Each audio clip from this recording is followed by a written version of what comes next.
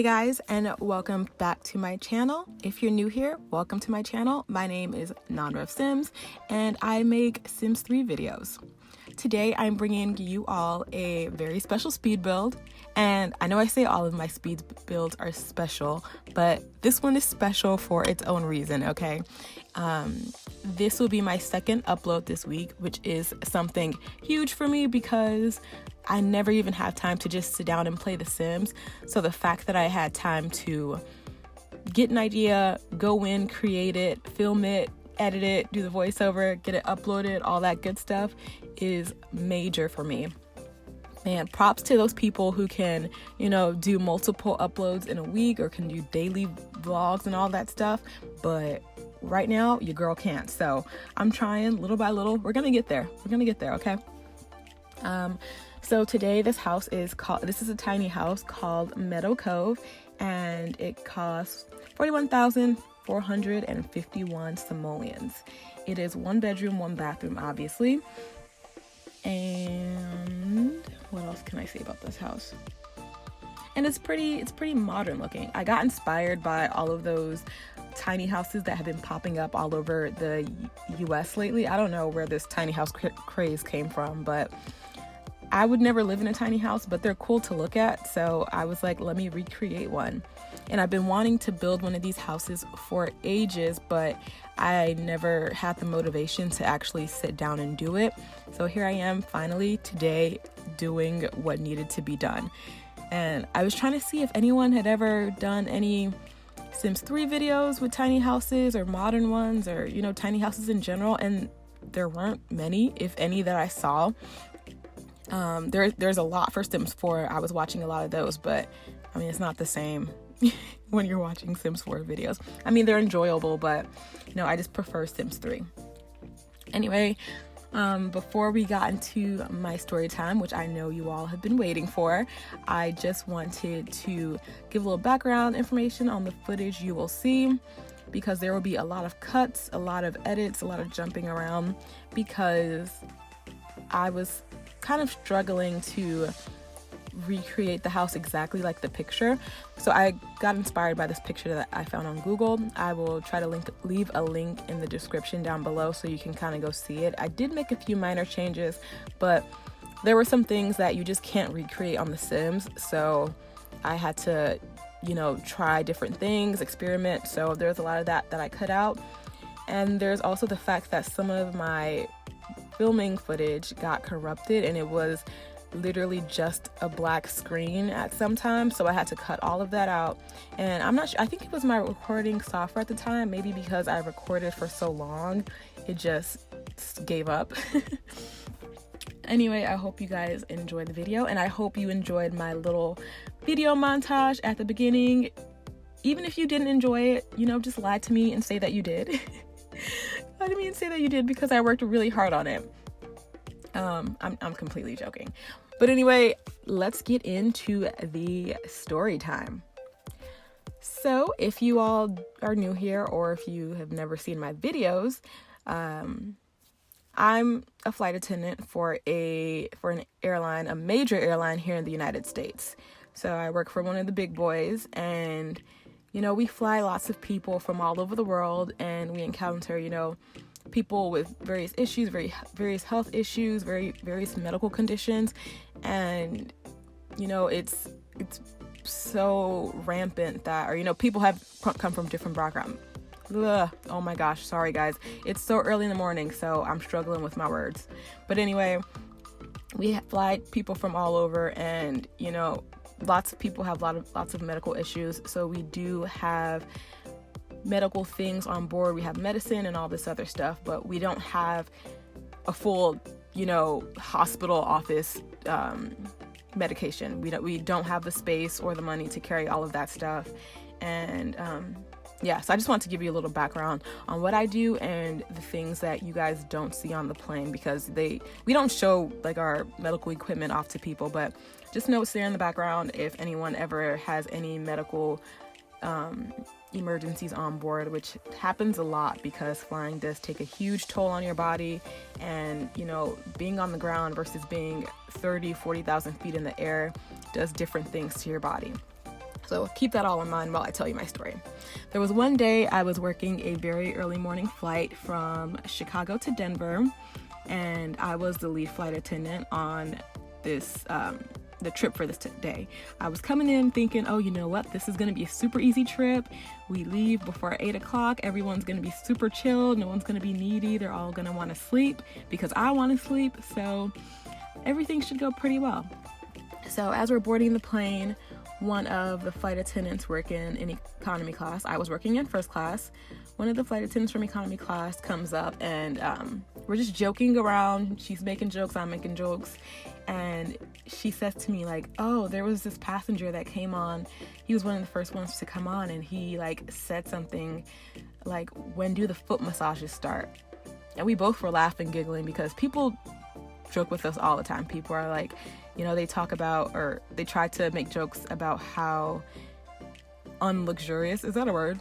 Well, how not luxurious flying is anymore, because, you know, flying commercial aircraft, because it's gotten so cheap, they've had to pull back a few things. So people always make jokes like, oh, I'll take the lobster, I'll take the steak. And I'm like, nope, you gonna take these pretzels. But anyway, we laughed about it because we're like, oh, maybe he's just joking, and, you know, he's just one of those people who wants to say some corny jokes and mess with us, whatever. Anyway, we closed the boarding door after everybody is on. We made sure all the passengers were on, and things are still going smoothly. We hadn't yet moved away from the gate because I believe they were still fueling the plane, but we were ready to go as soon as they were done doing whatever needed to be done on the outside of the plane. So the same flight attendant from the back comes forward to me, and she's like, hey, do you mind calling the pilots and letting them know that there's a passenger who needs to get his bag that he checked, because his insulin medication is in the bag and he needs to take it before we get to Denver. I'm like, okay, yeah, sure, of course. I know how serious taking your insulin can be. And I was like, you know, we're not going to restrict this man from taking his medication. And I called the pilots while she went to the back to go get him. And I'm like, hey guys, just want to let you know, tell them we shouldn't push back yet, because this passenger needs to gather his, he needs to get something from his bag, his medication. They're like, okay, cool. Call us back when you know who it is. Ask him his name, his seat number, and then we can get a description of the bag.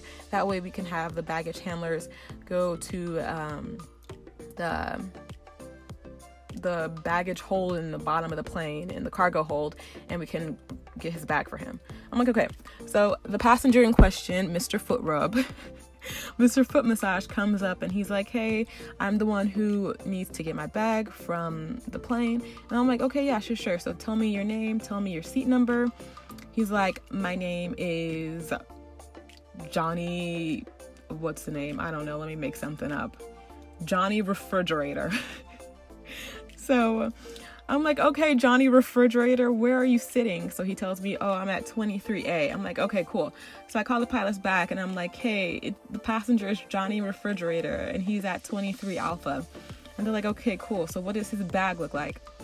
So I'm like, I'm still holding the phone and I'm talking to the passenger. I'm like, hey, Mr. Refrigerator, what does your bag look like? Can you give me a description of it? He's like, it's small, it's clear, it's plastic. And as he's telling me, I'm telling the pilots, I'm like, it's small, it's clear, it's plastic. And then I go, is there any like writing on it? Is there anything that will set it apart? Maybe there's like red zippers or something. And he's like, it's a Ziploc bag. I was like, Ziploc? He's like, yeah, a Ziploc bag. I'm like, sir, you checked in a sandwich bag? And he's like, no, it's not that. The medication is in the Ziploc bag. I was like, okay, so what bag did you check in? And he's like, oh, that bag, that one's a duffel bag and it's red. And I was like, okay, anything on it? He's like, he says some brand name. And I'm like, okay. So I'm telling the pilots, like, it's a red bag. It's I don't know, Sync brand, and it's red, it's small. And they're like, okay. So they're like, give them time. I'll call you back when they find anything. Okay. I'm like, okay, cool. So I told the passenger to go back to his seat because I knew it would take a minute for them to go through all of the bags and search for them. Because when it comes to domestic flights, they don't really organize. I don't think they organize bags in a certain way. Like, they don't organize it alphabetically or anything like that. They kind of just put it as it comes or as it's checked in, I believe. If anyone works with bags or anything like that, please let me know. I have no idea how all that stuff works, and it would be cool to find out. But I know for international, they do a bit more of organizing when it comes to things, like especially for weight and balance. But anyway, sorry, I'm going off. I'm going away from the story. So anyway, 20, 25 minutes, 30 minutes goes by. Not surprising, they're still searching for that bag. And then we reach like the 35-minute point, and the pilot's making an announcement like, hey, we're trying to find someone's bag for medication. Sorry for the delay. We're still looking to be on time in Denver, so don't worry. So everyone's pretty relaxed still. It's still, 7:30, 8 o'clock in the morning. And, people don't care. They're like, okay, cool. Let this guy get his medication, whatever. So the pilots called back probably 35 minutes later, and they're like, hey, call that passenger back up, because it shows on our record that he never even checked in a bag with us. I'm like, oh crap, did we lose his bag? That's the first thing that goes into my head. I'm like, maybe we lost it. But I'm like, how can we lose a bag before we even leave Chicago? Before the plane or the flight even starts. So I call him up and I'm like, hey, so our records show that you never checked in a bag. Do you have like a claim tag, something they gave you once you checked in your bag? And he's like, no, they never gave me anything. All I did was put it on the conveyor belt as TSA. I was like, oh Lord, this man done left his bag at the security checkpoint. That's what he did. So I'm like, oh, okay, how do I make this man get off of this plane and think it's his idea to get off of the plane? So I'm like, sir, I think you left your bag at security. He's like, no, I checked it in. I know I checked it in. I gave it to the person in uniform. Mind you, the security officers wear a uniform. So I'm like, nope, I think you left it in the airport. And you know what?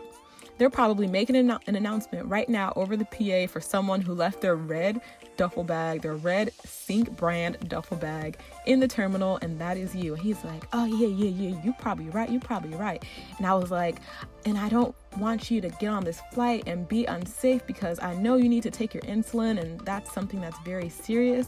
He's like, yeah, you right. I was like, yeah, I don't want you to get sick while on the flight. I think you should just get off. It's better for you to stay here, Now, mind you, my entire crew, the other flight attendants, they're all looking at me from the galley laughing because they think this story is hilarious. None of them helped, by the way. They're like, no, you're the lead. You got it. And I'm like, y'all, come on, help me out. So anyway, the guy's like, yeah, you're right. You know what? I think I want to get off. And he's like, too bad about those foot massages. And at that point, I was like, yeah, no, he's going. He got to get off. Nope. So I quickly call the pilots. I'm like, hey, guys, he says he wants to get off. Open the doors now, please. Now. So they get an agent to come and open the door. And he gets off. We quickly shut the door and we move away from that gate. And I think we ended up leaving about maybe 45, almost 50 minutes delayed. We got in maybe, was it like 20 or 30 minutes? I don't remember. We got in a little late, not like severely late, but we did get in pretty late. And yeah, that's the story time about the time a passenger asked me for a foot massage twice. Well, not me personally, but he said he wanted a foot massage. So yeah. Anyway, I just told you guys that story just to share some of the weird things we see on planes sometimes. And I mean, I know I look back on that story now and laugh, but whenever I'm working, like I'm on the plane, the first thing in my head is always safety. My safety, the safety of the pilots, and the safety of the passengers on board, and that comes with health safety as well. Like, had he not said anything and he came with us, who knows if he takes his insulin consistently or not. And when it comes to things like with diabetes, he could have slipped into a diabetic coma or became oh my god, again, sorry, it's early. He could have become hyperglycemic on the plane, because I don't know if people know this, but being at a higher altitude, on the plane, your body reacts completely different than being on the ground. That's why when you drink on the plane, sometimes too, you get way more drunk than you would normally on a plane than when you are on the ground. Like, it'll take maybe 2 or 3 drinks instead of 4 or 5 or something for you to get drunk. I don't know how you can hold liquor, but anyway, it's just, people don't realize how serious flying can affect your body and how dangerous it could be if you ignore the signs. Like, I'm always like hyper aware of my surroundings all the time. I'm always making sure I take notice of how my body feels, just because you never know. I've had many times where people have passed out or become unresponsive from, not eating and getting on a plane, and then, that higher altitude makes your blood sugar drop way quicker than normal, or just things like that. But I can look back and laugh now because the story was funny about a man who said he checked in a Ziploc bag and wanted a free foot massage, which he was not getting on our flight at all. No, I'm not handing out foot massages, okay? Maybe on some other airline they do that. I don't know. Maybe they do that over in other countries, but not here in the United States. We don't give out foot massages. I'm sorry. Try again later. But anyway, yeah, that's just one of the funny stories that I have from my life as a flight attendant. I have some more like health stories like that too, or sometimes like kicking passengers off for being drunk. Those aren't really fun because those are a little traumatic for me personally. But if you guys want to hear something like that, let me know. Or maybe stories where there's one story in particular where I had a lady who I had to yell at her because she tried to get mad at me for not getting her a Diet Coke when a passenger became unresponsive and I was running oxygen bottles and other medical equipment to a doctor who was helping us. So, there's just stuff like that.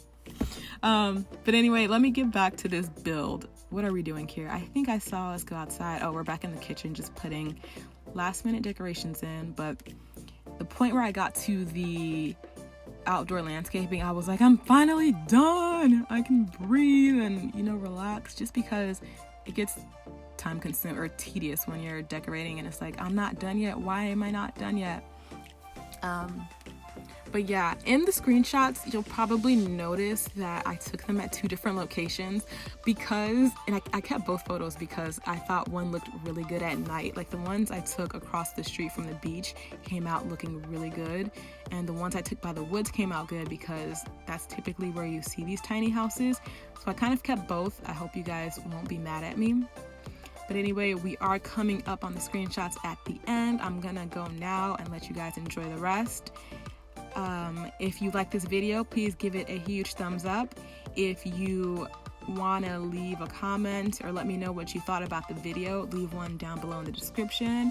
And if you enjoy my videos, please consider leaving me or hitting that subscribe button. It really means the world to me. I hope you guys enjoy the rest. Take care, and I will see you guys in the next one.